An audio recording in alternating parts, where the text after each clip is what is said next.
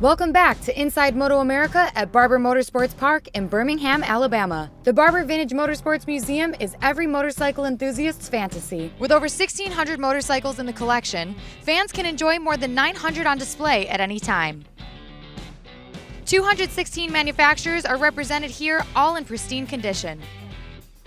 Walking in, guests are greeted with a wall of vintage and modern motorcycles that transcend generations, cars, and crazy sculptures. And the craziest thing about this museum?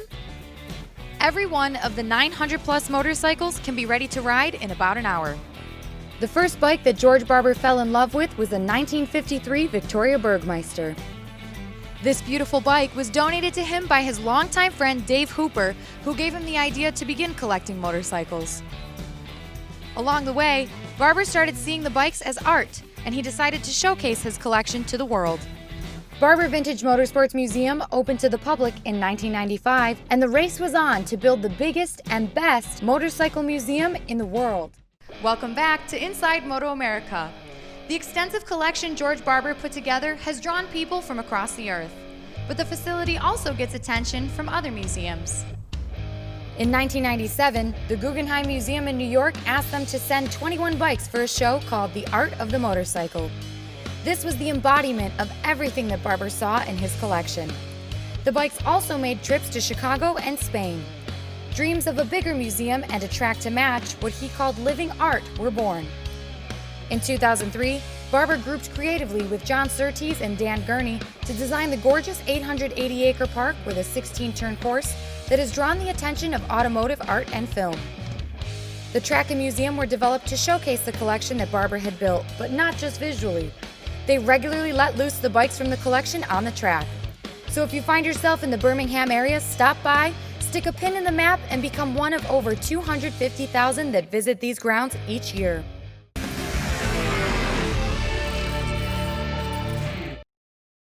Welcome back to Inside Moto America. The tracks at New Jersey Motorsports Park get their names from the legendary planes and military aviation history. The Thunderbolt, the track for this weekend's races, came from the P-47, a hybrid fighter-bomber that was a workhorse in World War II. Millville Airfield, home of America's first defense airport, was the hub of training for the Advanced Gunnery School of the pilots.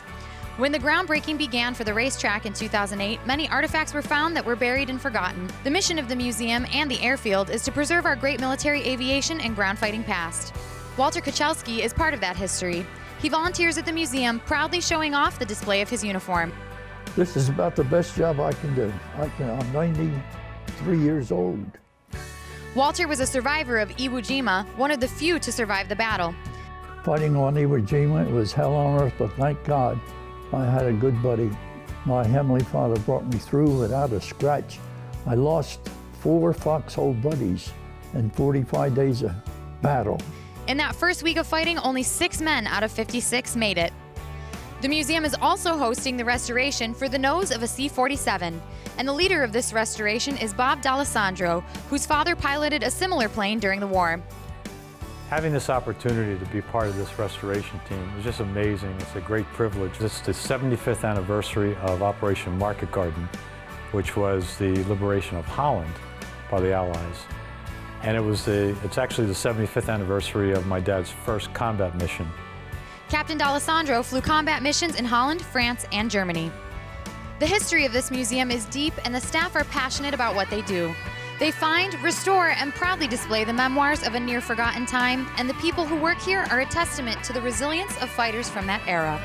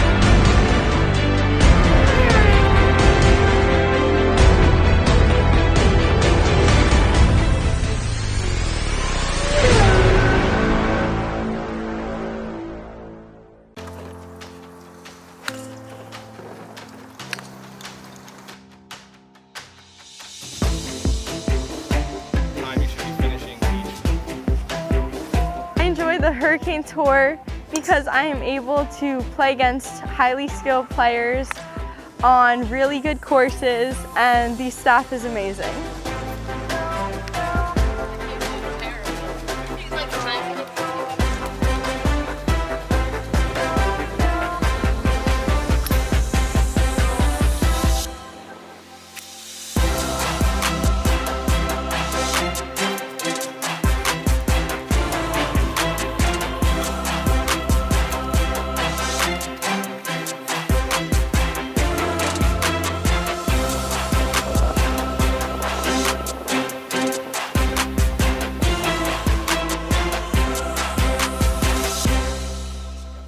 Overall weekend, it was really a great experience. I had a great time coming out here, having some warm weather to play in.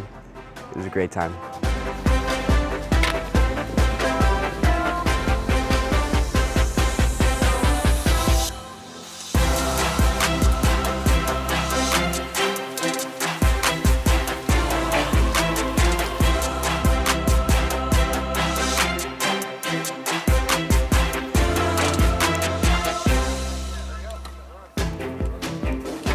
It was my second tournament in Hurricane, and I love to play golf. I love to win the tournament.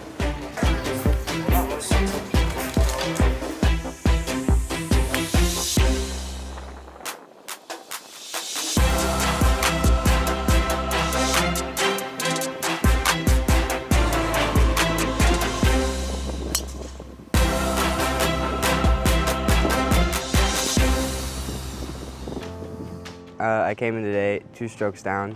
I still managed to pull through, and it just feels really great. I prepared for this weekend by practicing a lot and doing many drills and chipping drills, putting drills, everything to make sure that I was ready.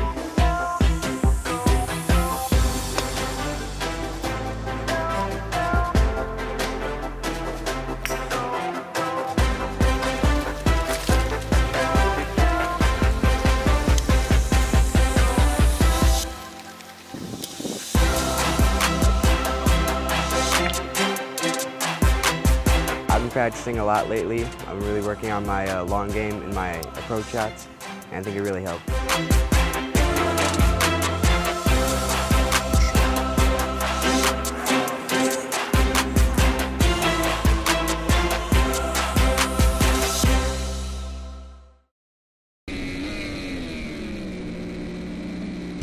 2019 was an electric season to include big passes, big crashes, and points always being close. Tony Elias, Cameron Beaubier, and Garrett Gerloff were consistently in the mix up front. Elias had been the points leader the entire season, looking strong on his Suzuki. Going into the final showdown at Barber Motorsports Park, Elias held a 16-point lead over the defending champion. But it wasn't to be for the Spanish native. Beaubier showed why he was the 3-time Moto America Superbike champion, putting on a fantastic show on the newly repaved Barber Raceway. The point differential was only 5, a heartbreaking tally for Elias. Gerloff was another story that inspired race fans, with a mid-season push and a victory celebration for the ages at Laguna Seca. But the Texas native made big moves this offseason, taking his talent to the World Superbike stage. This has opened the door for the Ironman, Bobby Fong, to make his return to the big show. Fong will be racing with M4 X-Star Suzuki, along with new teammate Tony Elias. 2020 promises to be just as exciting and close. Riders have swapped teams, classes, and even championship series. Beaubier has a new teammate in Jay Gagne racing with the Monster Energy Attack Performance Yamaha team. Josh Herron, a crowd favorite from Glendale, California, has made the move to a BMW S1000RR with Scheibe Racing after being Elias' teammate last year. Another big move is PJ Jacobson, who was hot on the heels of the Supersport champ Bobby Fong last year. This is sure to be another competitive and close season for the Moto America Superbike class.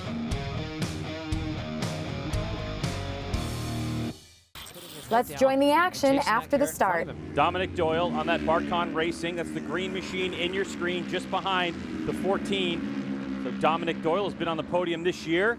Going for, whoa, we have a lead change. It looks like Jackson Blackman in a draft and pass move. So all of a sudden, just like that, Rocco Landers relegated back to second spot, as well as Dominic Doyle goes into third. It was so important that Jackson Blackman got up underneath Almeida there into turn 1 at the start of this race. and it allowed him to go with Rocco early. So now that's going to give him a lot of confidence knowing that he just got done passing the guy who could potentially win the championship today. And Almeida, in turn, also got past Dominic Doyle. Looked like Doyle was going to go up underneath him in turn 1. Here they go into this fast kink. Oh, pass for lead. Wow. Side by side they go. Rocco had position, and Jackson Blackman had to check up, and that's created about a 6 or 7 bike length gap. All eyes on Damian Jigaloff as a pass for the lead. Jackson Blackman, fastest lap of the race, passes Rocco Landers, and to the point he goes again. And this battle for third now raging as we have a new addition to the group. Damian Jigaloff just won a 1:30.433 to set the fastest lap of the race for the moment. That's a tremendous lap from Damian Jigaloff back there in the 5th spot. We're heading to the white flag lap. This is going to be it. Who's going to win this race, and can Rocco Landers wrap up his first championship? They come across the line. It's Blackman. Kevin Olmedo just set the fastest lap of the race at a 1:30 flat, but he gets passed. So Olmedo now dives back into 3rd spot, and they're all together the top 5. And now Jackson Blackman did a really heady job going down into turn 1 of blocking any opportunity that Rocco could have had to go by him. And now Olmedo's there.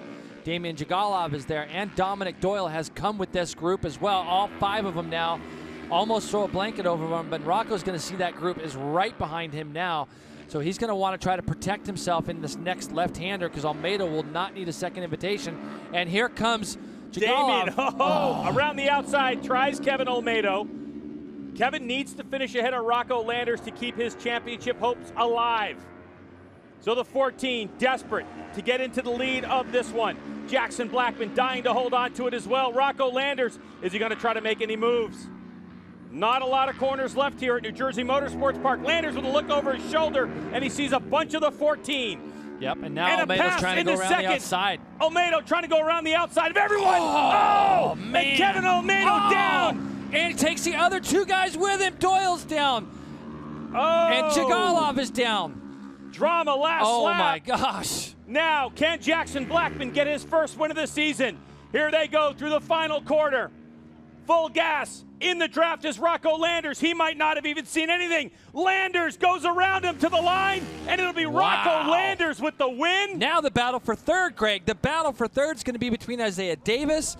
Cody Wyman's going to be in this battle back there with Jacob Stroud. Look at and you can see Almeida's hurt, but he's Rocco up and okay. Landers with his first national championship and the race win as his championship rival, Kevin Olmedo, puts it in the gravel on the last lap, late in that race. What an aggressive move. He just asked too much from everything. The bike, the tires, the track. But this rider right here, Rocco Landers. So it's Rocco Landers, Blackman, Davis, Wyman, Stroud. Damian Jigaloff was able to pick up the motorcycle and come across the line in 6th spot after that incident. Toby Kamsuk in 7th, Hobbs. Rocco, first place right at the line, but even sweeter, you clinched your first ever professional championship. How did you do it? I was just I tried to get the first lap as possible. Then Jackson got by me like, oh, can we race this?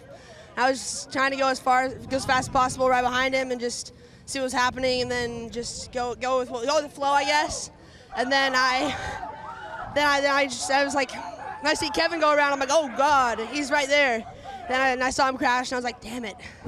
But, I mean, I'm super, super, super stoked to get this championship. Rocco Landers, race winner and now national champion of the Liqui Moly Junior Cup. Our first crowning of a national champion here in Moto America competition.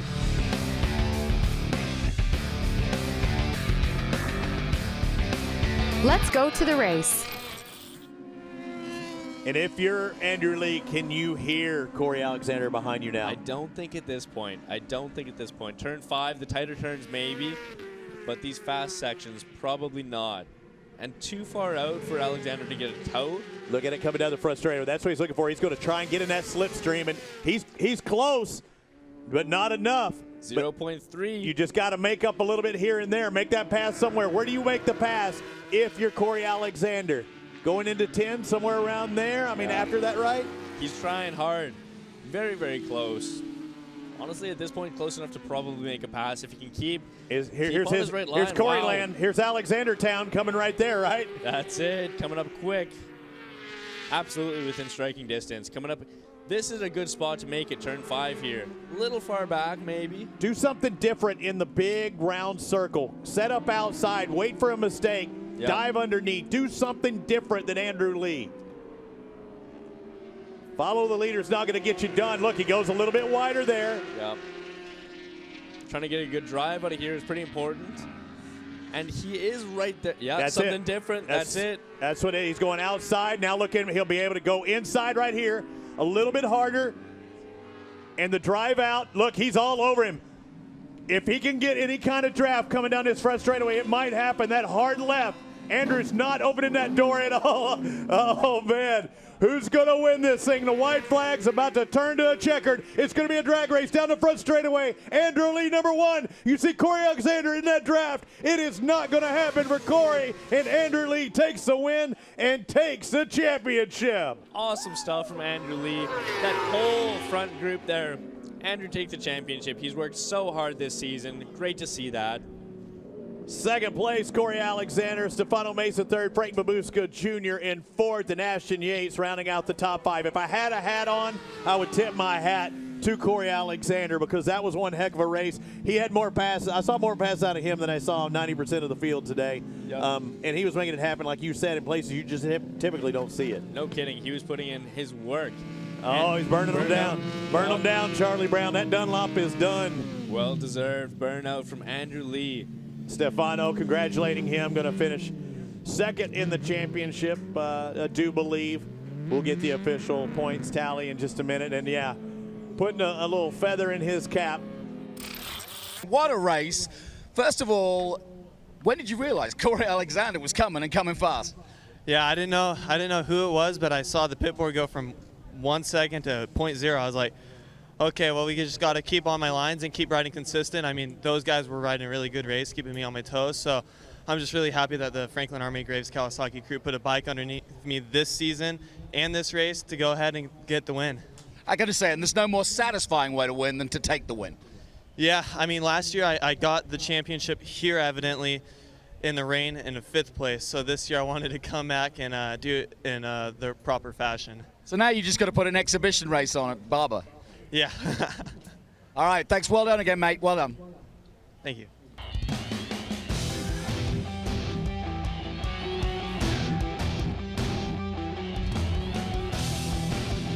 Let's go to Greg and Jason with the call. Battle up front with 17 laps to go in this one. Beaubier, your reigning national champion, trying to hold on and fight off the advancements of Tony Elias in the championship hunt. On the racetrack, his own teammate and a privateer Yamaha R1. Oh, Beaubier with a little slip of the rear wheel. This is another spot that I can see it in Garrett's body position that he's kind of thinking of the notion of trying to go up underneath Cameron in that right-hander where it tightens up. But this is where he's got to worry about just getting the run. Now, Cameron comes out of there in 2nd, pops a gear into 3rd, then goes to 4th, and actually shifts to 5th just before he goes under this bridge here. And I was just over in that section this morning watching it, so there's 2 distinct differences between the bikes. And you can see Gerloff's got a great run again on the front straightaway. There he goes, Gerloff, a little pass earlier on. He'll go back to the front in turn number 1. See if he protects the inside line. Gerloff with just a little bit of movement on the bike. He'll hold it nice and tight. So Gerloff now leads out of turn number 2. He's got it for the moment. Now can Gerloff put his head down and start to gap Cam Beaubier. When they tick this by, Jay, it's going to be 6 to go. Cameron's so we're getting to that window. Yep. Getting into that window where things are going to start to get hectic here as Beaubier sits in the draft. Oh, is he going to go for it early? He does. So there goes the number 1, and he is wide. Oh, almost off the racetrack. But all that work that Cam did, Jay, now for naught. Yeah, and that's the problem, is that he had a pretty big run on him as they came through that last corner. But when you have a teammate that's going relatively, you can see Cameron's bike just all over as he comes out of that left to that right flick. The biggest problem is now is he's got a guy at the front that's going pretty fast lap times. To close those tenths of a seconds now, what's he got, Greg? 6 laps to go, 7 laps. He still can do this. We've seen Cameron pull laps out obviously amazingly in the past. Right, fastest lap of the race, last lap, but it's a lot of work now. It's a lot of work. It's a lot of work, and you're asking a lot on a very warm day here in New Jersey. Cameron Beaubier, as they come through the final corner, Garrett Gerloff at full lean angle, twist the grip, head down, and it's going to be Garrett Gerloff with race number 1 victory heading to winner's circle with a 1.7 second victory over Cameron Beaubier as we await the arrival of JD Beach. The attack performance, Estenson Racing Yamaha of JD Beach, will stand on the podium once again and collect a tremendous amount of data to go look at tomorrow and try to close that 14-second gap. And how about this guy, Tony Elias? His first actual finish off the podium this year. Let's take a look at the results, Jason. Cameron Beaubier, 1.7 seconds adrift with JD Beach in third. And that's where our eyes are focused on. Tony Elias, 25.8 seconds back. We don't see that. I was going to ask you when we saw that last, if we ever have. Like I said, even a rain race. Out of 16 races before we got here, Jason, Tony had finished every race he had actually finished. 16 of them on the 14 on the podium, 2 DNFs. So this is the first time we're seeing Tony Elias finish a race off the podium and 25 seconds. That's something to be looking at. Garrett, you have been on a huge hot streak. What has kind of attributed to that confidence to allow you to carry the momentum into the next round? Well, I mean, like I said before, I've always known I can do it, and I've always had the confidence, but, you know, for sure, back to Laguna, just getting it done has given me a lot of confidence. And, I mean, after race 2 at Pittsburgh, I'm more motivated than ever to just do what I can and show that I got it, you know? So that was a long, hard race, but the Dunlop tires held in really well. They were perfect, just sliding around a little bit, but just the perfect amount. And, man, I'm feeling good. I feel relaxed out there. It was awesome riding with my Yamaha service, financial service, Monster Energy, Graves' teammate over there, Cameron. He was riding really good and pushing me the whole time. And, you know, kind of lucky. I'm glad I didn't have to battle in the last couple of laps. You know, I felt good, but I'm glad I was able to kind of just have a little bit of a cushion, you know. So it feels good to win another one, and I'm motivated. So I'm going to try to just do the best I can these last 4 races, and anything can happen. So, ready. Let's go to Greg White and Jason Pridmore with the call. And there goes Sean Dillon Kelly making a big bid. Up the inside, takes over the spot. Oh, and you can see some stuff dragging. They touch off into the grass goes SDK. No big deal for Sean Dillon Kelly. He'll tip it back over even though there was dirt on those slicks. Dunlop, he's got it for the moment. Oh, there it is up the inside. No room for Sean Dillon Kelly. And now the lead goes to Hayden Gillum.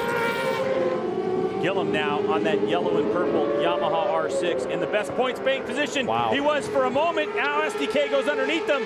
But the fight back. Oh, and they touch. That's contact. No question about that.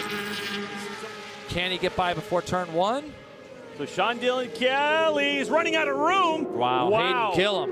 Good job by Hayden Gillum to use that 2-rider draft to get around both of these M4 X-Star Suzuki riders. Meanwhile, PJ Jacobsen hanging back right now, watching these 3 rough each other up. So we have our championship leaders all running 1, 2, and 3. PJ gets into turn 5 there just a little bit wide, loses some time to Bobby Fong as they go down into this very fast turn 6. When you're tipping into this corner, Greg, you cannot. Down! Big crash, Hayden Gillum. Down goes Hayden Gillum. Oh no, so Gillum is down and out of this one. The bike goes tumbling. Gillum's gonna run to the bike and take a look and see if he can restart. He picks up his motorcycle and he's gonna have a look. It doesn't look rideable from here. Oh, heartbreak for Hayden Gillum, 11 points behind in this championship, and he may have just opened up the door for PJ Jacobsen and Bobby Fong to eke away. Here comes PJ Jacobsen. He squirts on the power, and the New York native is going to take over the lead. There goes the 99 to the point. Changing that live championship battle for the moment. PJ Jacobsen, your pole sitter, now leads. In the draft goes Bobby Fong. He's there. As they come to the line, not enough. It's PJ Jacobsen who takes the victory over Bobby Fong and Sean Dillon Kelly. PJ Jacobsen wins over Bobby Fong and Sean Dillon Kelly, and then back and forth. We saw a lot of different guys back in this race, but Richie Escalante, Nick McFadden, good to see Xavier Zayat top 6, Braden Norton, Benjamin Smith and Corey Ventura. Looked like they had a pretty good battle there for 8th place. PJ, some really intense passing out there. How was your battle for the win? Yeah, you know, like in the beginning, I took off, but I didn't feel like so confident to just like kind of go as fast as I did in qualifying. So I kind of knew that they were going to come by me, and they did. And then, yeah, there was a lot of, like, you know, banging into each other and stuff. And I don't know, it was getting aggressive, like, on the straightaway, and I didn't really want any part of that. I wasn't looking to get, like, an ambulance ride today. So I kind of stayed back and just used my head, and I was hoping that they were going to use like a lot of their tires and stuff, and yeah, it kind of worked out for me. And yeah, again, like even tomorrow, if that happens, I don't really want any part of that because yeah, it's pretty crazy. Let's get to the race. Alex Dumas shot off the line and never looked back. However, Jackson Blackman was hot on his trail, tight behind him at every turn. Dumas ran near perfect lines, taking the win during the only race here in New Jersey. Celebrations were in order as Alex takes a firm hold on the championship. He's up by 21 points on Drake Beecham, who finished 4th, but the title outcome can still change next round in Alabama.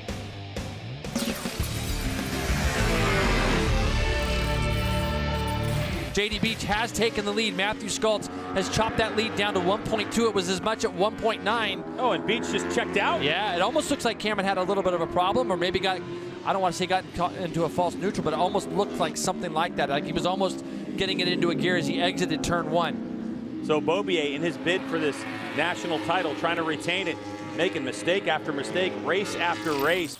Here comes Cameron Beaubier. Does he have a run on him? Beaubier in the draft. Side by side they go. What about the brake lever? He's late on it, and Beaubier goes to the lead.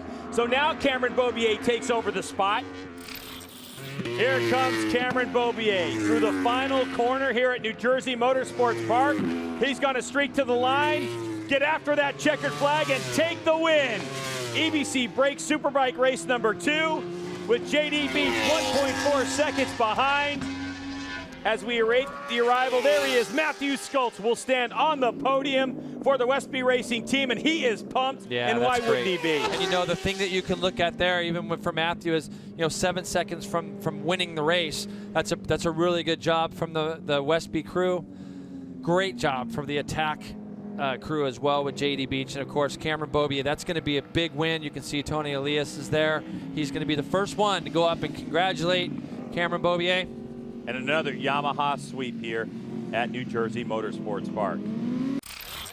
Looking at these results, we have a factory Yamaha on top of the box, followed by 2 privateer Yamahas, a factory Suzuki and Tony Elias, and a privateer Suzuki and Jake Lewis, your top 5. And of course, that V4R of Kyle Wyman, great result ahead of Josh Herron, Jake Gagne, and David Anthony.